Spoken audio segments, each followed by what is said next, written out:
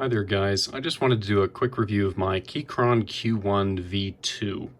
And I've had this for a while now, enough time I think to compare it with the boards that I've had in the past and to really compile what about it bothers me and what about it I like.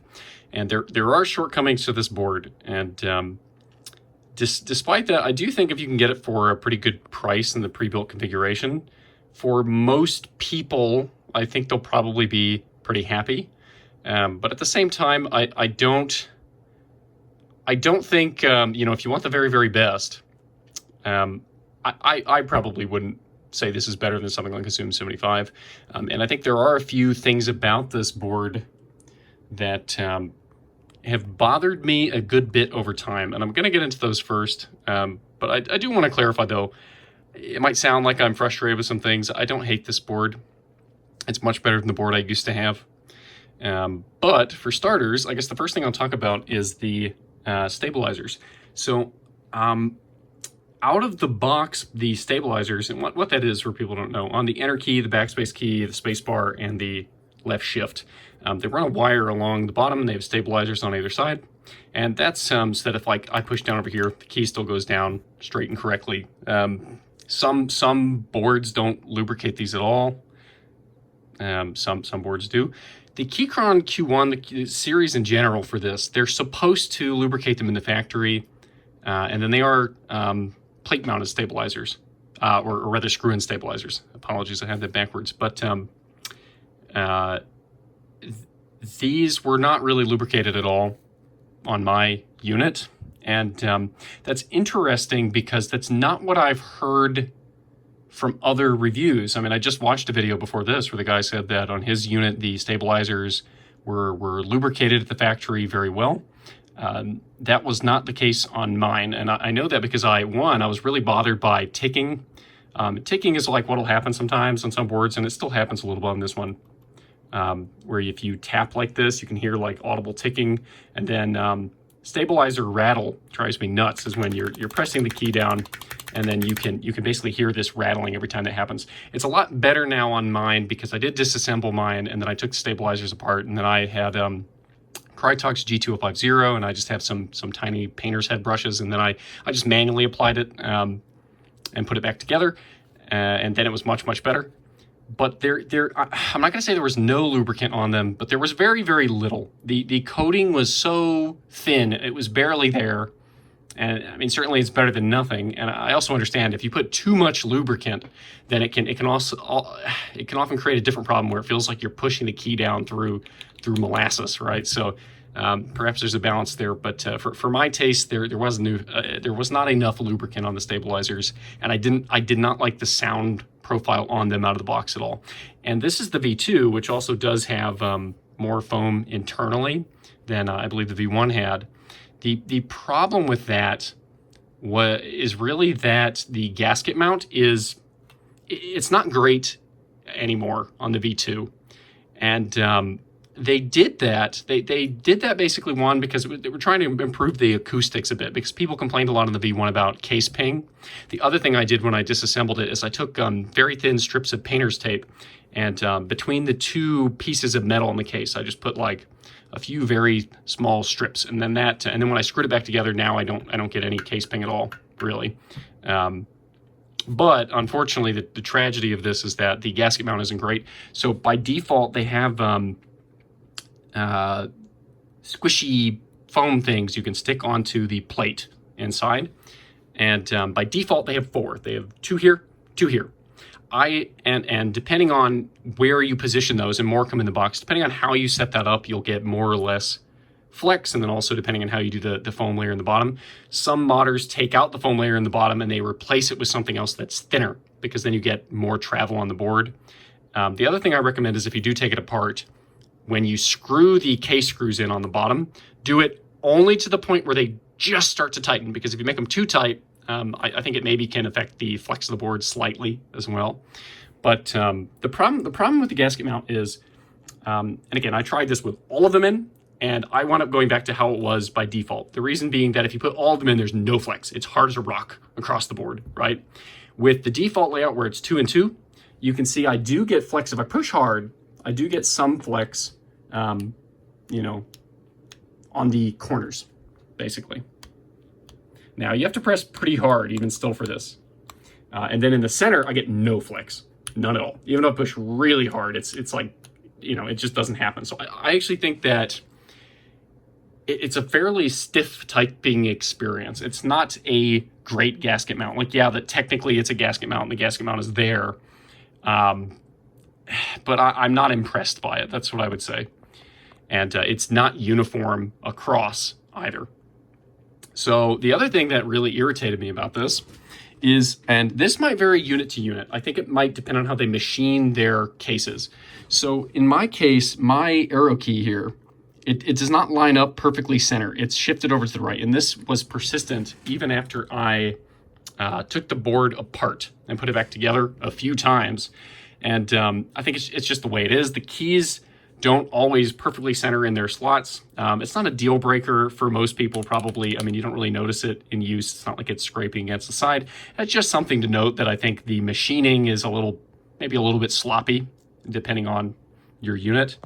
And then the other thing that bothers me about it would be, so you can see here that I have flipped the spacebar around. I flipped the Alt keys around. And normally I use the normal Alt keys. I use these ones that came in the box because I don't like when my Alt text is upside down. It just irritates me. But I do this because this spacebar has a unusually high tilt to its ledge. It's a sharper, and this part here, it's sharp. It's not, I mean, it's rounded maybe a little bit, but it's pretty sharp. It bothered me, like if I'm playing games, and so I have my hand here, right? Then what I would find is that when this is flipped the other way around, the default orientation, I would find that my thumb would rest on that sharp edge, and it just didn't feel very good. So by flipping these keys around, I find it's a little bit more comfortable for this. The issue, though, is that it's not a perfect solution because it changes the direction. The spacebar wobbles a bit. So I think you can tell that's not the orientation they intended. It's not perfect.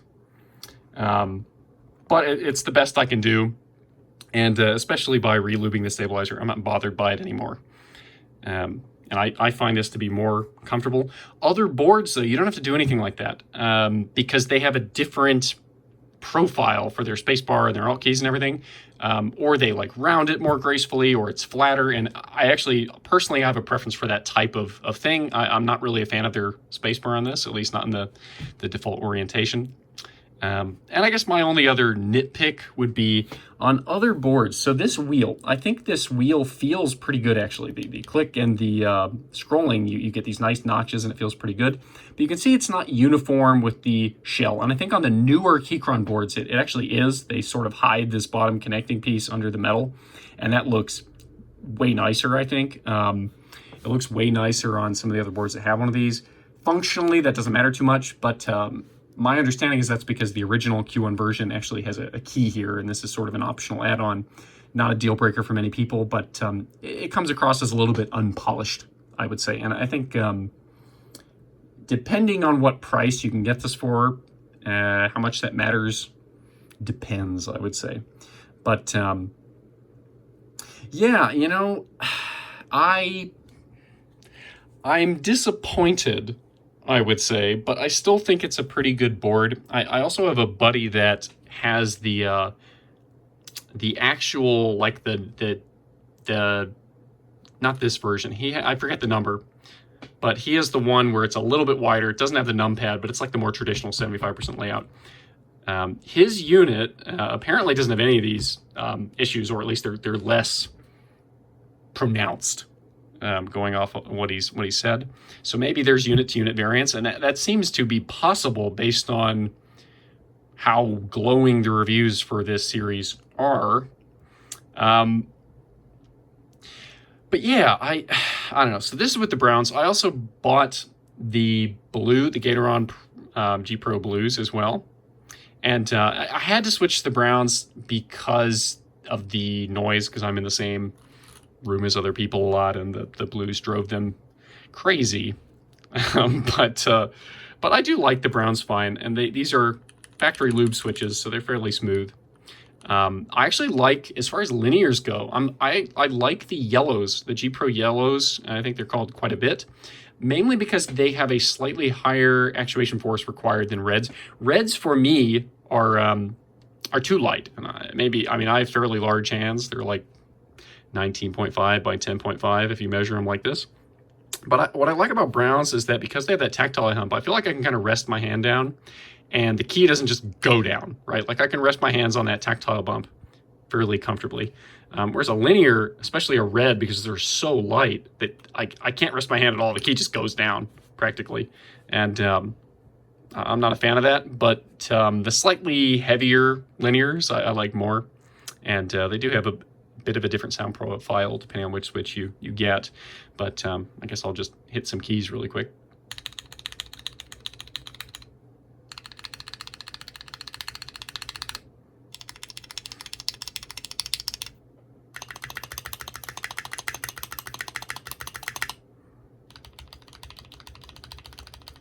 And again, these stabilized keys used to sound far worse. I mean, they were terrible. Okay, that's hyperbole. I shouldn't say they're terrible. I think they weren't sufficiently good enough for a board at this price point. That's what I should say. They bothered me enough to learn how to disassemble everything and buy lubricants. So, I mean, your mileage may vary, I suppose. But I was unhappy with them enough to actually take it apart. And I think enthusiasts, perhaps, if that type of thing bugs you, like a stabilizer rattle or ticking bugs you, maybe you're like me. Maybe it will drive you crazy and frustrate you that you spent so much money on a board that can't be bothered to lubricate its own stabilizers or screw them into the mount correctly. Oh, that was the other thing. Okay, so I almost forgot. So they give you a few extra screws in the box. Great, that's awesome that they do that. One of these stabilizers, part of why it sounded so bad was because one of the screws that was originally screwed into the board, it was the wrong screw. It was too short. Once I replaced that, it was fine. And I kept losing my mind because I kept putting the board back together with the same screws because I noticed that problem, before I ever took it apart. And I was going crazy. I was like, why does this one always turn out wrong? And it's because it didn't screw into the plate right because they had used a different or defective screw. It was the only one like that, which is a little bit odd. But my takeaway is that, there's a lot to like here. But to me, in my mind, it's like you almost have to enjoy or be willing to take it apart and mod it. Because the potential that at least one of these things will go wrong, and maybe it's just me, maybe I just got a unit where a lot of things went wrong. Or perhaps, most people aren't bothered by all of these things. That's possible too, I guess. But I don't know. I just think most people just want to buy a board that is really good out of the box. They don't have to do anything. It just works and they're happy, right? I don't really feel the Q1 is that. At least my unit wasn't at that time. And it seems like they made changes since then. Like the Q12, I'm very interested in because I really like the layout where it's like this, but then they put the numpad on the left. And I like that because, if you're centered at your desk, the numpad being on the left, it's not like interfering with your arm space in the same way. So, I'm generally a fan of the numpad on the left layouts, and I wish they were more common. And then they also added their own sort of in-house tape mod to the back of the PCB on that unit, which, tape mods, I've tried them out. They tend to make the board sound more poppy, I think. And, whether that's a good thing or not, maybe is in the eye of the beholder. On some boards, I think it sounded pretty nice, but if they didn't do it stock, I don't know that I'd bother personally.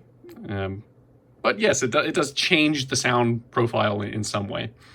But yeah, I've done a lot to this board over time to make it tolerable, and I think I am sad that there is no flex in the center of this board. It just doesn't. You have to push super hard, and that was after I tinkered around with all the foam things they give you and so on and so forth. But let me type some keys.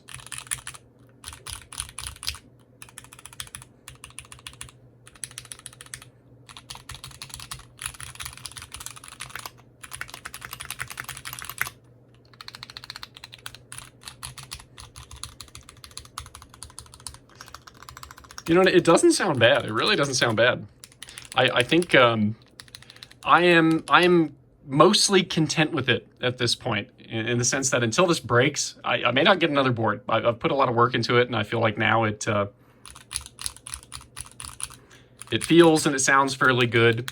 I wish it didn't have such a stiff, hard feeling when I typed on it, but the trade-off was probably worse in terms of sound profile. And metal boards, this is aluminum, if I recall correctly. But in some boards, man, there was a board I was looking at recently that had like a brass plate here, and that just looks awesome. But metal does not always, give you the best sound profile, I find, if it's not done well, I should say. Because case ping sounds really bad, and usually good boards, they take steps to mitigate that in some fashion. But, I don't hate plastic boards as long as they look tasteful. And I've been curious to try like a Mel Geek board, for example, because I just think they have a really unique look to them. And the sound profile and videos and things like that usually comes across really unique. But to me, this board, I would say it comes down to price. The other thing is, I would recommend picking it up somewhere like Micro Center, because then maybe you have a little more leeway on, you avoid the shipping cost associated with ordering directly from Keychron, and then you maybe now I'd have to look up what Micro Center's return policy is lately, but you may have also some more leeway on return policies in case you get a dud unit and something really goes severely wrong. I know it seems like I am being very negative for this board. I assume it sounds that way. I don't want to come across that way. I think if you get this board for a reasonable price, like if I got this board for like $160 or something, like it's actually pretty good for that at this time, I would say. At least if you want like a metal board with, that's feature rich. So it does use a, I think this is a USB-C cable. Come on. Well, I'll get it out eventually. There we go. And it does work. They have a switch for Mac versus Windows. It's not wireless, this version, but there's a wireless version if you're into that kind of thing. It does have hot swappable switches. As I said before, I bought 2 switch sets, and instead of the blues and the browns, I wish I got the yellows and the browns in hindsight. But, oh well, it's not that, I actually like typing on blues. I think blues are really fun to type on. But the problem is I find the switches, like for blue switches, I find ones with click bars, they feel sharper and a little bit better sounding to me versus traditional blue switches with the jacket, because the jacket ones, they always sound like slightly rattly if you really listen closely, just because of the way the construction is on the switch. And blues drive people crazy because they're really loud, but they are fun to type on. And they tend to be a heavier actuation force, so that's nice. But they also provide you in the box the tools you need to actually take it apart. So that's great. I wish that every board like this would come with a little thing of lubricant, maybe like a tiny paintbrush or something. That would be cool, because then you wouldn't have to buy all that separate. But, it has all the check boxes, right? Like, I think it's PVT keycaps. They claim it's factory lube stabilizers, but how well that turns out is to be determined. It's the screwed-in stabilizer type. A lot of people really like that. I don't mind plate-mounted, though, honestly. I don't have a problem with plate-mounted stabilizers from the top, as long as they're, high-quality ones that are well lubricated. But yeah, it's and then the gas mount doesn't work as well as I hoped, but I also wanted a metal case because I just think it feels very premium. But yeah, and then I do like this layout. I like the wheel, and the wheel feels good. Despite what I said about it, it does feel really, really good. So I would say if you get a good price on it, it's a good board for that. I don't think it's the best board, though. And one of the things Keychron is going for them is that they have a ton of different unique layouts. Like what I was just saying about the numpad on the left side thing with the Q12. I love that layout. That might be my favorite layout ever. It's just not that common. And, for gaming, I like having the F keys because vertical space is not your issue. It's horizontal space. Like if you're playing an FPS game or something like that, it's the horizontal space that really gets you, I would say. So, and if you're curious, this is the EC2-C and this is the VAXI outset. But, yeah, after a moderate amount of tinkering, I now deem the board sufficient. But if it ever breaks, I might buy a Zoom 75 or something. We'll see. I haven't tried one, but that seems to be the new hotness in terms of what's reviewing well, so who knows? I always wonder about conflicts of interest and things like that, though, because if a company sends out lots of free boards, I don't know if they're cherry picking those boards so they're the best ones that turn out. I don't know if people are more inclined to be kind to them as a result. Like, I'm not going to name names on a specific channel here, but there's one bigger keyboard channel that I watch sometimes because I think their videos are well made. But the way they title their videos, it's like every keyboard that comes out, they're like, "Oh, it's the greatest keyboard in the world." And it's like, no, it's not. And even he doesn't believe that, I think. But anyway, I won't go down that rabbit hole. Perhaps I'm being unfair, but thank you for your time, and have a good one. I hope you guys find a good board that you like.